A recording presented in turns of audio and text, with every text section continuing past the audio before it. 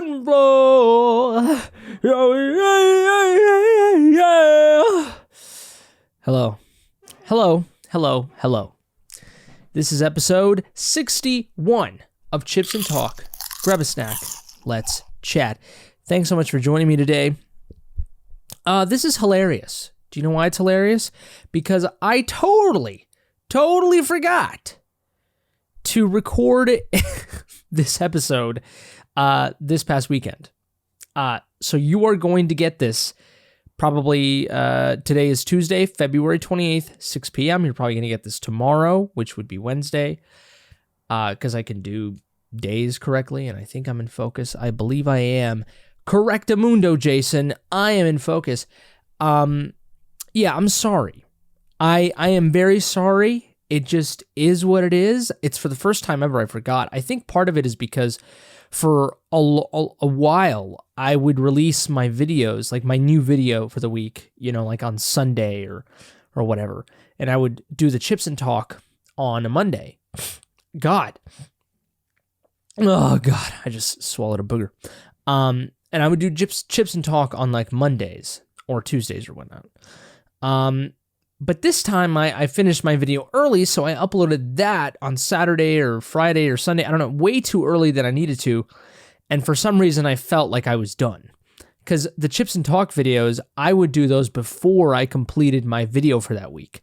So when I completed my video for the week, before I even completed Chips and Talk for that week, I think my brain just kind of was like, it was like Pavlovian. You know what I mean? Where like, I was like, oh, I did it. Okay, so Chips and Talk just wasn't even on my radar.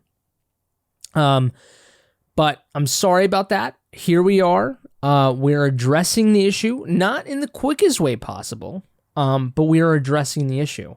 Now, part of you, many of you might be like, well, come on, what the hell's wrong with you? Why aren't you on time? Well, there are plenty of reasons. So, like the reason that I just mentioned, I'm basically a dog. And I'm trained, and when things change in the routine, I just go along with it, okay? Because I don't know any better. And then also, well, I wish this was my job, but it's not. There's that too. And this past weekend was a little bit, I would say, probably busier than the usuals. Like, you know, so I think that was part of it. But thanks so much for joining me today. Of course, Chips and Talk, we grab any snack of any kind. In this case, I have Ritz, one of the most, God, that was really loud. Let me say it a little bit nicer. Ritz. One of the most underrated cookies, I think.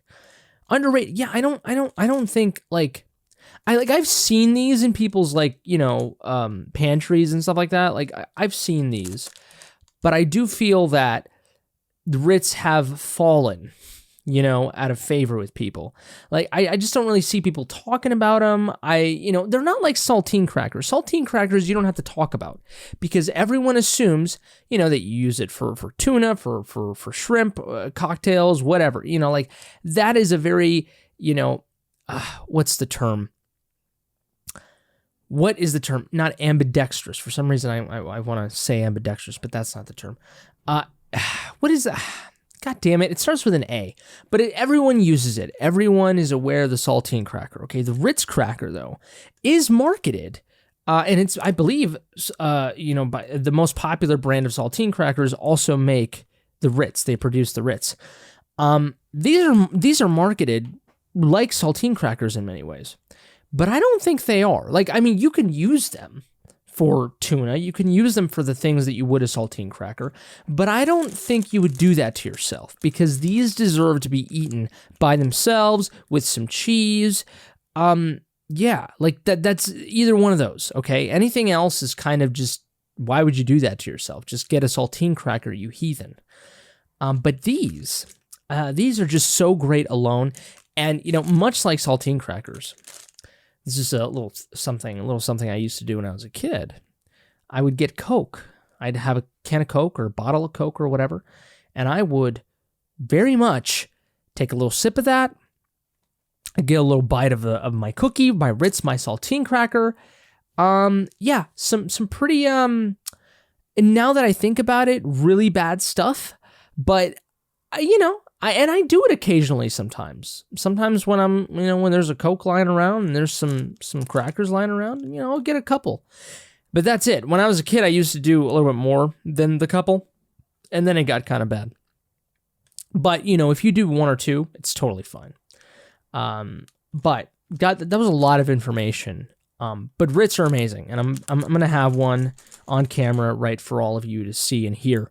Yeah, we get any snack of any kind, most preferably chips, but I just cannot justify buying a bag of chips every week. I probably should do that, but I know myself, and chips are like literally like my second favorite food.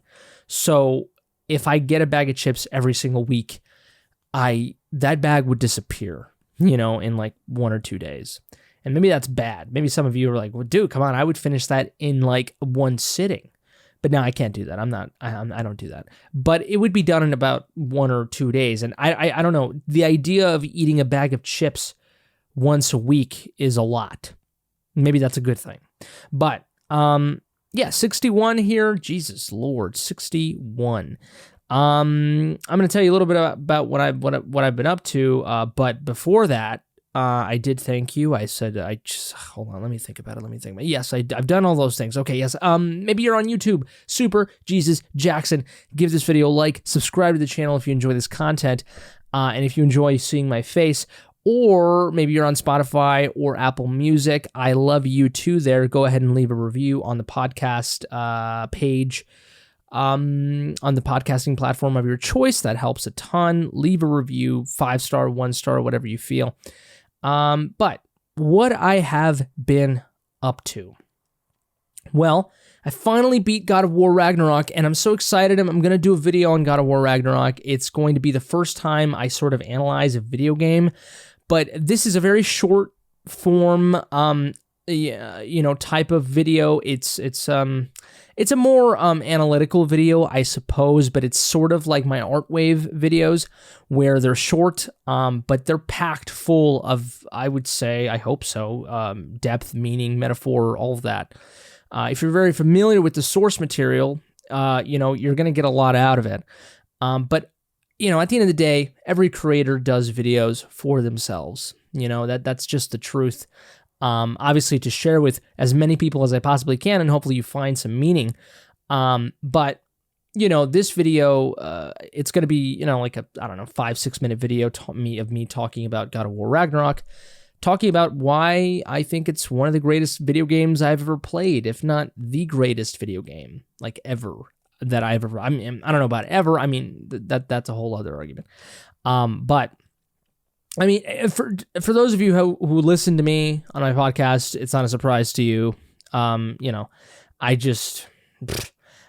been loving God of War Ragnarok, but I finally beat it after 46 hours. So can you believe that? But yeah, that video is probably gonna be up this week. Definitely this week. But it'll be either on Friday, maybe at the latest, I would say so. I gotta be more cognizant, or more disciplined in putting myself dates. I think I'm very consistent, as I'm making this Chips and Talk video days late. But anyways, here is the Ritz. You can see why it's so good because of the way that it looks. You could just see it. It's like a little piece of bready starch goodness. I don't think this light can do it justice. I don't think you can really see and understand why it's so good. But I mean, if you're a child and if you are an adult, you remember Ritz. You don't remember, you never forget it is what I meant to say. But here it goes. Oh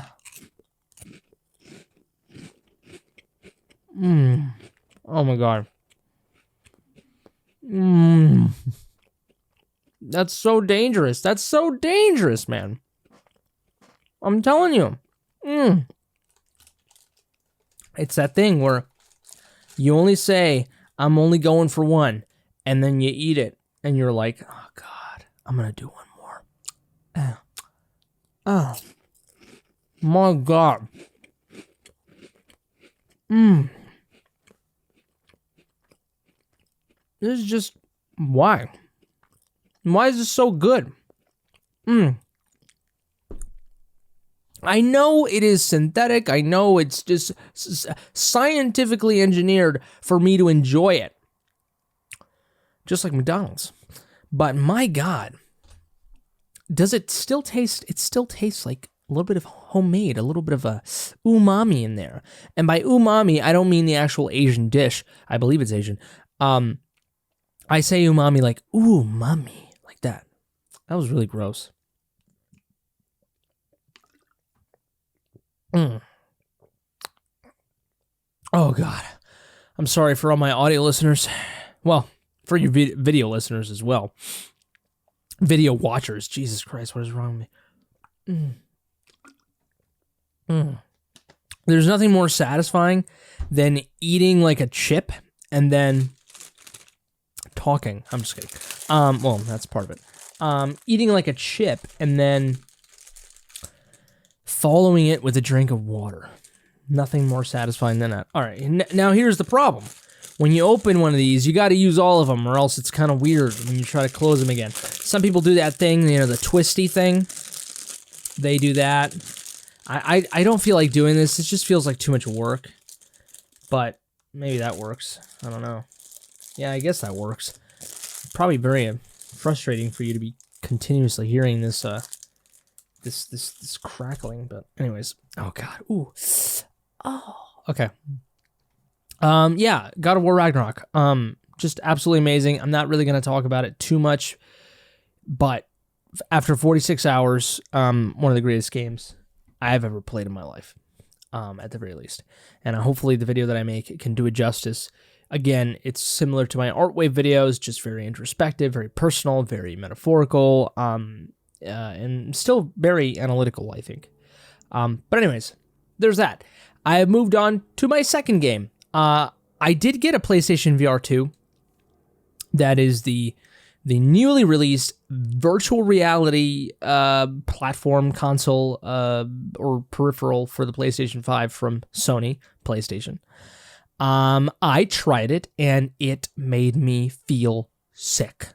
And now some of you might be wondering, why did you spend money on something without trying it out first, especially something like VR, because we do know that motion sickness can be a thing.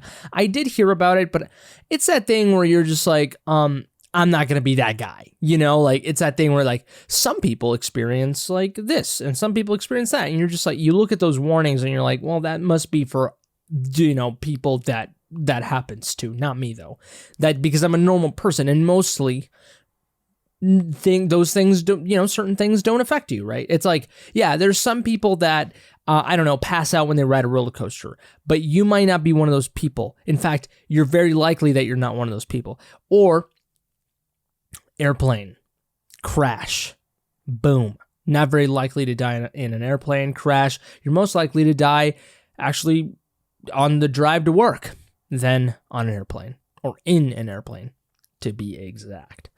That a lot of those were stupid analogies, but yeah, what I'm saying is, what am I saying? What am I even going with? I don't even remember. What was I even talking about? I talked about I legitimately forgot. I talked about God of War Ragnarok. What's the next thing that I talked about? What is going on? Am I okay? Am I doing all right? My Lord, what am I talking about? There's one thing on my mind, but that was the next thing that I wanted to talk about. Oh, PlayStation VR 2. Yeah, so it made me sick. I think part of it was I was very hungry, but it's like this thing of like when you're hungry, you know, you would think that you wouldn't get sick because you don't have food in your system, right? Because, you know, sickness comes from food, right? But no, I mean, I was reading that virtual reality, since you put that headset on, it makes you feel, it makes you feel like you are moving. So your body makes you think that you're moving. And so depending on what you're doing, it might get kind of gross. And so it very much did. It was weird when I tried it out. It's incredible, by the way. Absolutely amazing. There's a little, you know, just controlling it is kind of dumb, but you know, whatever. I mean, that's not really why we're there. But it's really cool. But you know, I started it and I was like, this is great. This is great. I'm doing fine, you know. And then like I kept going, and I think I only played it for about 15 minutes max, maybe 20. I don't know, at most. And I just started really getting that. And then it like affected me, like even after I took off the headset, which is crazy. I still had it for about like 30 minutes or even more than that, which is very sad. You know, I know I could have taken medication. Now, granted, I was standing up. This time, when I tried again, I'm kind of scared to try it again, but I'm going to try it again. I'm going to be sitting down and I'm going to have some food in my stomach. I'm not going to do it if I'm super fucking full, but I'm going to do it with a little bit more food in my stomach. Although maybe if I was a really good scientist, I'd be like, oh, okay, well, no, I'm going to be sitting down with no food in my stomach and see how that fares. And if that sucks, then I'm going to continue sitting down and I'm going to eat. And then we'll see what happens. And if that doesn't work, then I'll stand up and have something in my belly. You know, it's just, oh my God, all these fucking trial and errors. Yeah. But I'm really enjoying it. I'm playing Horizon Call of the Mountain. Just incredible, absolutely incredible. You know, I love it. But once I started playing it and I realized, I was like, yeah, this isn't the most engaging from a gameplay level, like from beat to beat. But that, I think that'll get better, obviously, because VR, I think, is quite nascent. Is that the correct word? Or relatively new? Like, VR is not in its golden age, right? But there are plenty of things, like, you know, in that game you have a bow and arrow, so you have these two controllers and you do that thing where you literally grab your bow and then you grab your arrows, so you actually do it, and it's really cool. Like that, all of that is pretty dope. Sorry about that. And then you're climbing and shit like that, and I think that's really what made me feel queasy, because you're climbing and you're doing this, and you're like right in front of a rock. It's like your VR right climbing. God damn it, VR rock climbing, and it's kind of ugh. And then you look down and you're actually like, you know, on a fucking mountain, and you're just like, oh my God. So, but I really want to play it, I really do, and also I spent a lot of money on it, so God damn it. But yeah, and additionally to that VR, PlayStation VR 2, I am playing Hogwarts Legacy. I'm about 3 hours in, very new to the game, and given that the way that my schedule is, I'm pretty much only able to play like an hour and a half most every day on weekdays. On weekends, if I'm lucky, I'll get 2 hours, 3 hours in, but you know, it's hard, man. It really is. But the first 2.5 hours of the game, or just 2 hours of the game, I would say are pretty bad. No, I wouldn't say bad, but they're not, they're just not up to snuff. Like, they're not the way that I would have gone about those hours if I was designing the game. I know that 95% of video games start really slow, but you know, you think of something like BioShock, right? The beginning of hours of that game, it's phenomenal. Resident Evil 4, you know, just like, there's no excuse, you know, like to start your game kind of and this one really does that. And then, you know, once I'm a little bit past that now, I'm, you know, like I said, I'm 3 hours in. It's still very new to the game, but it's getting much better now. I'm like, okay, I'm starting to get it now. I see the little loop here. I'm seeing the gameplay design, and I'm enjoying it. But I'm only 3 hours in. Some people I've heard who played 40 hours and they love it. Other people are playing 20 hours and they're like, it's good, but it's nothing groundbreaking. So I think I'm at least going to get, you know, a good 20 hours of enjoyment from this game, and hopefully I beat it, because there are plenty of other games I want to play. Fucking Resident Evil 4 Remake comes out March 24th, I believe. So there's still some time, and given my schedule and given that the way that I function with my career, my personal life, and all the things that I do, I'm probably not going to get to Resident Evil 4 or I'm probably going to only get to Resident Evil 4 Remake after Hogwarts Legacy, because it's going to take me a long time to beat this game. So, and I'm also a very meticulous guy. I am like, when there's an open world, I like to do as many side quests as I possibly can. I'm not going to go for all the collectibles. If I see a collectible, obviously I'll go get it. But, you know, so far the side quests are pretty fun, but it really got me when, this isn't a spoiler or anything, I'm not going to say specifically what it is, but there's a side quest where you have to go under into this basement area of this area in the game. And this is what really was, I was like, this is really cool. Like, this is really nice. And hopefully it's not a thing that, like, that same type of level design will be prevalent in like a tons of side missions. Hopefully not. That's not a criticism that I've heard. And the game has been reviewing rather well, really well.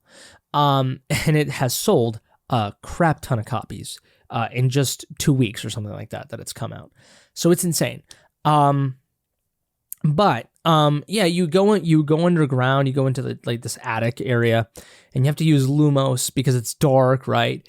And there's like these tentacles, these black tentacles surrounding the walls, and they're sensitive to light, so you have to use Lumos. So I thought that was cool, you know, you have to use like a spell, you know, to traverse the level, and there's torches that you can light up with Incendio and stuff like that, and that's really cool. Like, just small things like that really make you feel accomplished, and it makes you feel like you have agency on in a level. And I think part of it is that it's continuous. You know what I mean? Like, for example, in God of War, when there's puzzles, they're just puzzles. You're moving stuff around, you're triggering stuff, but it's not something that you're engaging with every second. Whereas in Harry Potter, you know, certain puzzles or whatnot, you know, you turn on, you do Lumos, a spell, right? You know, it's for those of you who might not, it's exactly what it sounds like. It is a light on your wand to allow you to see in the dark. This is a continuous thing. You know, you have to continue. You're still, you trigger it, and yeah, you're just going about with your character with Lumos on. It's a very, you know, constant thing. You know, it's not like you just do it and then boom and that's it. You know, it's a constant thing. And, you know, the torches and whatnot, Incendio and all that, like, but, you know, and also the level's designed for you to continuously be doing something, whether you're jumping to get a treasure chest, there's constant torches, so you constantly have to be turning them on, so you don't have to be continuously doing Lumos. There's always those black tentacles surrounding you. So there's always something going on. And that was it was a super simple level, like crazy simple. And not very consequential. It's a very simple side quest. And again, I'm only 3 hours in, so this is like nothing. But just the simplicity of it made me feel like I was having fun. It made me feel like I was in that world. And there's like these small things that the game does where, well, I wouldn't say small, because a soundtrack to a video game is one of the biggest parts of it. But music is a big part in the Harry Potter universe, and in this game, you occasionally do get the classic. Who did Harry Potter? Was that Danny Elfman or is that John Williams? Who did it? God damn it! I need to know. Danny Elfman or John Williams? I think that's way too good for them to also have, for one of those composers to have the Harry Potter soundtrack. That'd be too good, man. It's just like, come on, you guys already have way too much. Harry Potter. Oh, it's by John Williams. So that, you know, a little bit of that is in the game. You get that occasional melody, you know, like it'll cut off like in the middle or something like that, which is very interesting. But you know, the game is, there is an orchestral score in this game, and it's not like it's copying exactly every single tune from all the movies. Like, this is an original score, and you know, when you're going around just going around Hogwarts, when you're going around everything, you know, you will have just this subtle, you know, not subtle, sometimes it's subtle, but you will have this engaging orchestral score below you at all times, you know, for you to listen to while you're going about your business in Hogwarts Legacy.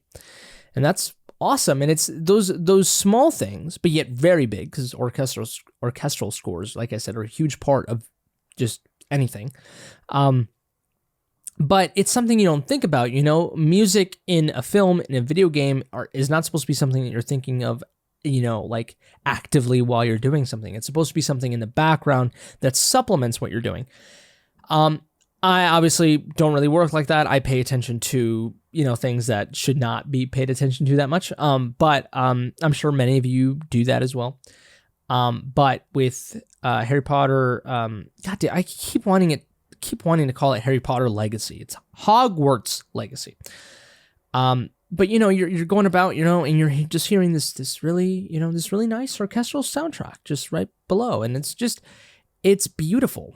And the game is funny and not hilarious, but it's nice. It's very warm. It's welcoming. It's humble, but it's got its little snarkiness in there, with the dialogue, and I'm having fun. The battle system I am having trouble with, but I'm only 3 hours in. I feel like I'm going to get the hang of it, but it has a decent balance of difficulty and just fun. So I enjoy that. And oh my God, I have been recording for 26 minutes, and I've been talking about Hogwarts Legacy for a lot of that time. Well, no, I did tell you a little bit of what I've been up to, but yeah, I talk about video games, okay? And believe it or not, video games didn't used to be such a... Well, no, they've always been a huge part of my life, but they have definitely taken a back seat ever since I think, started going to college. And even then, I think I still did video games but it wasn't as extensive as I played in high school, and certainly not now that I'm in my career. But man, it's video games have definitely taken a backseat, even though I do talk about them a lot. But yeah, Hogwarts Legacy beat God of War Ragnarok, and also as some people have called Hogwarts Legacy, Hogleg, which is amazing. But anyways, I think that's it. Have I talked about The Last of Us yet? Oh, I know I've talked about. I know I have definitely talked about it on my channel, but on Chips and Talk, I think I've mentioned that I've been watching the series. It's getting better. It is getting better. I am in episode 8, right? This is episode... Oh, no, this is not episode... This is episode 7. It is essentially the well, I don't know if this is a spoiler. No, let's not say it. But it is episode 7. It's very much focused on Ellie. This is the Last of Us HBO show, by the way, if I did not mention. But this show is getting much more nuanced, much more metaphorical. It's just so good. It really reminds me a lot of episode 5 or 4, one of those. I think it was 5. It really reminded me of that, where that episode was just crafted so well, from a very nuanced approach to its storytelling. It's filled with metaphor. I love it so much, but this episode reminds me of that. And then I think every episode has definitely been just a solid episode. Not solid. That's an understatement. I think every episode of The Last of Us has been great. Okay. Well, maybe one has been, just good. I don't know. I think that was episode 4 for me. And the one that was just like, it was good. But I don't know. It was kind of, I don't want to go into spoilers, but, I'm enjoying The Last of Us. I really am. I'm absolutely floored by it. And they're doing an incredible job, masterful job, just adapting the video game to TV and doing it in a genuinely unique way, that adds even more substance to a world that didn't even need it. So, it's a different medium, of course, so we gotta play different rules in the game, whatever that means. We gotta play differently. God damn it, my fucking metaphors are terrible. But yeah, God, I really talked about just what I've been up to this entire episode, pretty much, and I even ate a Ritz cracker, and I also feel like I was kind of on something while I was talking here. I just felt like I was I think part of it is because I have to take a shower. Whenever I come home and I have to take a shower, that's the first thing I do, is take a shower. I get that out of the way, dude, because I hate I hate feeling dirty. I hate it. It's awful.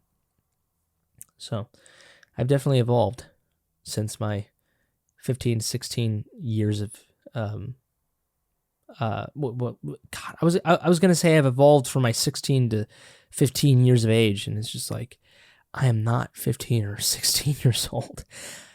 It's evolved, like since my 15 and 16-year-old days, okay? Going to high school and whatnot. So, but anyways, that's episode 61. Talked about, a little bit God of War, a little bit about what I've been up to, hog leg. Pretty cool stuff. Hope you enjoyed it. Hope you enjoyed my Ritz eating experience. You guys, some of you are sleeping on Ritz. I'm telling you, you are. And you know what? Here's the thing. I'm pretty sure everyone has tasted Ritz before, but people just they don't give it enough love anymore. They don't give it enough love, and you should. All of you should. But thanks so much for joining me today on this episode. God, thank you so much for joining me today on this episode of Chips and Talk. Grab a snack. Let's chat. This was episode 61. Please leave a comment down below if you enjoyed this episode. If you didn't, go ahead and dislike it.